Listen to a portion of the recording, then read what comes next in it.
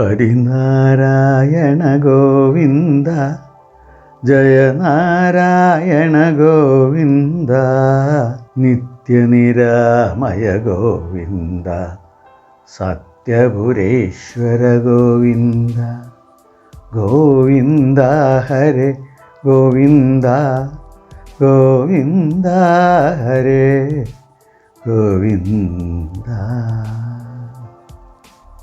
അങ്ങനെ തൃഗർത്തരാജാവും കൗരവരും ചേർന്ന് വിരാട രാജ്യം ആക്രമിക്കാൻ തയ്യാറായി. വിരാട രാജ്യത്തിലെ സർവശക്തനും സർവ സൈന്യാധിപനുമായ കീചകനെ ആരോ കൊന്നിരിക്കുന്നു. ഈ വാർത്ത കൗരവ സഭയിൽ വന്ന് പറയുമ്പോൾ അവിടെ തൃഗർത്ത രാജാവ് ഉണ്ടായിരുന്നു.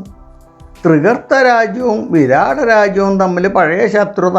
ഇതിപ്പോൾ മുതലെടുക്കണമെന്നും പറഞ്ഞ് തൃഗർത്ത രാജാവ് ആ കൗരവ സഭയിൽ വെച്ച് പറഞ്ഞു, നിങ്ങളും കൂടിയും കൂടുകയാണെങ്കിൽ നമുക്ക് അവിടെ കൊള്ളയടിക്കാം. സർവ്വസൈന്യാധിപനാണ് ആ രാജ്യം ഭരിച്ചിരുന്നത്. അയാൾ കാരനാണ് എനിക്ക് എപ്പോഴും തോൽവി സംഭവിച്ചിരുന്നത്. അപ്പോൾ അയാൾ എന്നുള്ള പ്രതിബദ്ധം മാറിയിരിക്കണു. അതുകൊണ്ട് നിങ്ങൾ കൂടിയും ചേരൂ, നമുക്ക് യുദ്ധം ചെയ്ത് അവിടുത്തെ നിറഞ്ഞ ഭണ്ണാരം കൈക്കലാക്കാമെന്ന്. അപ്പോൾ യുദ്ധം ചെയ്യാൻ ഒരു കാരണം വേണ്ടേ? അതിന് അവിടുത്തെ ഗോസമ്പത്ത് നമുക്ക് മോഷ്ടിക്കാമെന്ന് ദുര്യോധനൻ പറഞ്ഞതനുസരിച്ച് എല്ലാവരും സമ്മതിച്ചു. എല്ലാവരും തീരുമാനിച്ചു. അങ്ങനെ തൃഗർത്ത രാജാവ് വിരാട രാജ്യമായിട്ട് യുദ്ധത്തിന് പുറപ്പെട്ടു. ഒരു കറുത്ത പക്ഷത്തിലെ സപ്തമി ദിവസമാണ് തൃഗർത്ത രാജാവ് തൻ്റെ വമ്പിച്ച സൈന്യമായിട്ട് വിരാട രാജ്യം ആക്രമിക്കാൻ പുറപ്പെട്ടത്. അവിടെ അങ്ങോട്ട് എത്തി ഗോശാലയിൽ കയറി ഗോക്കളെ കഴിച്ചു വിട്ടു. കുറേ പേരെ അതിനെ അങ്ങോട്ട് തെളിച്ച് കൊണ്ടുപോകാൻ തുടങ്ങി. ഗോശാല എന്നുള്ളവരെല്ലാവരും കൂടി നിലവിളിച്ച് രാജധാനിയിലേക്ക് ഓടിയെത്തി. ഈ ഗോശാല നിൽക്കണത് അതിർത്തിയിലായിരുന്നേ, കുറച്ച് ദൂരമുണ്ട് അരമനയിലേക്ക് എത്താൻ. എല്ലാവരും കൂടി അവിടുന്ന് ഓടി ഇവിടെ വന്ന് രാജാവിനെ വിവരം അറിയിച്ചു. അപ്പോൾ രാജാവ് പറഞ്ഞു, അങ്ങനെയൊന്നും വിട്ടാൻ പറ്റില്ല, യുദ്ധം ചെയ്യാൻ പുറപ്പെടാം നമുക്ക് എന്ന് പറഞ്ഞു. വമ്പിച്ചൊരു സന്നാഹമൊക്കെ ആയിട്ട് അവരും പുറപ്പെട്ടു. അപ്പോൾ കുങ്കൻ കൂടെ കൂടി. എല്ലാവരും കൂടിയിട്ടാണ് പോണത്. ബല്ലവനെ കൂട്ടിക്കൊള്ളൂ എന്ന് പറഞ്ഞു. അത് ശരിയാ, അവന് കുറച്ച് അക്രമവാസനയൊക്കെ ഉള്ളവനാ, അപ്പോൾ അവൻ പോരട്ടെ. ബല്ലവൻ പോർച്ചട്ട അണിഞ്ഞു. അപ്പോൾ തന്തിബാലൻ പിന്നെ പശുക്കളുടെ കാര്യങ്ങൾ നോക്കാൻ അവൻ വേണമല്ലോ, അതുകൊണ്ട് അവനും പോരട്ടെ. അപ്പോൾ അവനും പോർച്ചട്ട അണിഞ്ഞു. ഗ്രന്ഥികനും പോരട്ടെ എന്ന് പറഞ്ഞു. അങ്ങനെ ഗ്രന്ഥികൻ, കുതിരകളെ നോക്കുന്ന ഗ്രന്ഥികനും പോർച്ചട്ട അണിഞ്ഞു. എല്ലാവരും കൂടി അതിർത്തിയിലെത്തി. അവിടെ എത്തിയപ്പോഴേക്കും വലിയൊരു യുദ്ധം തന്നെ അങ്ങോട്ട് അഴിച്ചു വിട്ടു. അങ്ങോട്ടും ഇങ്ങോട്ടും വലിയ യുദ്ധം. ഈ സമയത്ത് വിരാട രാജാവ് തേരിയിൽ നിന്ന് ചോട്ടിലേക്ക് ഇറങ്ങിയിട്ട് ഭടന്മാരുമായിട്ടൊക്കെ യുദ്ധം ചെയ്തുകൊണ്ട് നിൽക്കുക. തൃഗർത്തൻ എന്ത് ചെയ്തു? തൻ്റെ തേരിയിൽ നിന്ന് ചോട്ടിലേക്ക് ചാടി ഓടി വന്ന് വിരാടൻ്റെ കൂടെ നിന്നിരുന്ന സഹായികളായിട്ടുള്ള ഭടന്മാരെയൊക്കെ അങ്ങോട്ട് കൊന്നു. വിരാടനെ പിടിച്ചങ്ങോട്ട് കെട്ടി തീർത്തട്ടിൽ കൊണ്ടിട്ടു. എന്നിട്ട് അങ്ങോട്ട് ഉറക്കെ പറഞ്ഞു, യുദ്ധം ജയിച്ചു എന്ന്. അയ്യോ എന്ന് എല്ലാവരും ഇങ്ങനെ നോക്കുക.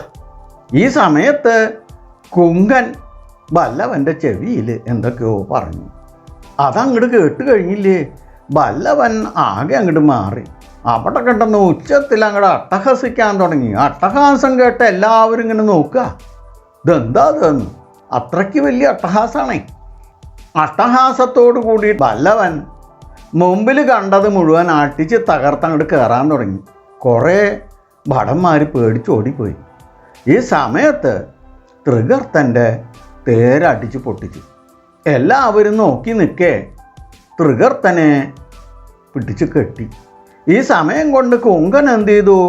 വിരാട രാജാവിനെ മോചിതനാക്കി. തൃഗർത്തനെ പിടിച്ച് കെട്ടി വിരാട രാജാവിൻ്റെ കാക്ക കൊണ്ടിട്ടു.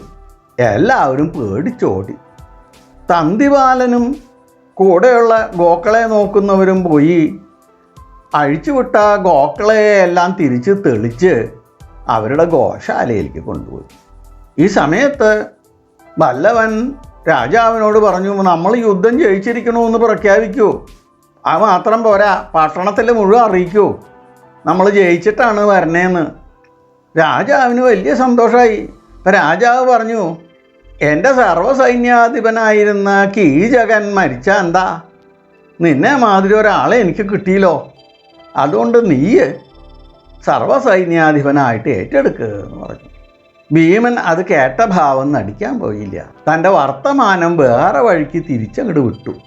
എല്ലാവരെയും വിജയശ്രീലാളിതരായിട്ട് തിരിച്ചു കൊണ്ടുപോവുകയാണ് നമ്മൾ വേണ്ടത് എന്നൊക്കെ പറഞ്ഞ് അവർ അങ്ങോട്ട് തിരിച്ചു. ഭീമസേനൻ്റെ മെയ്മിടുക്ക് വിരാട രാജധാനിയിൽ വലിയ സംസാര വിഷയമായി. എല്ലാവർക്കും സന്തോഷമായി. പക്ഷെ എന്താ ചെയ്യുക, രാജാവിനൊരു സങ്കടം.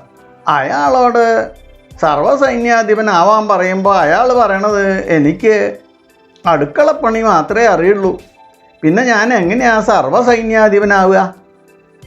അതൊന്നും എന്നെ കൊണ്ട് പറ്റില്ല എന്ന് പറഞ്ഞ് അയാൾ ഒഴിഞ്ഞു മാറുന്നു. അതുമാത്രമേ രാജാവിനൊരു ദുഃഖം ഉണ്ടായുള്ളൂ. എന്തായാലും അവൻ ഇവിടെ ഉണ്ടല്ലോ, നമുക്ക് ഉപകാരപ്പെടും, ശരി എന്നിങ്ങനെ മനസ്സിൽ വിചാരിക്കുക.